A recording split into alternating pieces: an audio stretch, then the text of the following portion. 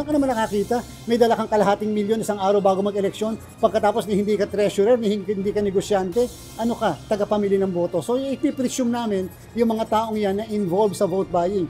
Seryoso ang Commission on Elections na masawata ang vote buying sa darating na barangay at sangguniang kabataan election sa Oktubre.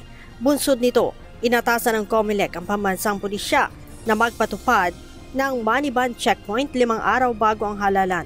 Ayon kay COMELEC Chairman George Erwin Garcia, 2015 pa ay pinatutupad ang money ban, ngunit binago nila ngayon ang konsepto nito.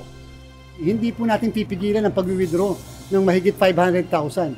Ang ating pong ipoprohibit at ipapanish ay yung magpagdadala ng 500,000, lalo na pag pumasok yung period ng kampanya. Yan po naman yung panahon ng pamimili ng boto. Gayunman, sinabi nito na mayroon namang exemption sa naturang prohibisyon, lalo na kung lehitimo naman ang pagdadala ng malaking halaga ng pera. Hindi naman po absolute yung prohibition na yan. May mga exemption po, lalo't lalo na meron po mga tao na talagang sadyang dapat may daladalang pera na ganun kalaki, katulad ng cashier, katulad yung nagpapasweldo sa mga kumpanya, at kinakailangan yung mayroong mapapakita lang sa atin na employees ID o yung mismong yun ang kanilang ginagawang tungkulin sa kanilang mga opisina. Ayon kay PNP Public Information Office Chief Police Brigadier General Red Maranan, tatalima sila sa utos ng COMELEC, gaya ng paghahanap ng mga baril, iligal na droga at iba pang kontrabando sa mga checkpoint. Isasama na nila ang paghahanap ng nasa mahigit sa >250 milyong pisong halaga ng pera. So ang ating pong PNP ay tutulong dyan sa pamamagitan ng mga nilatag nating COMELEC checkpoints at titingnan natin yung mga sasakyan na dumadaan sa checkpoints.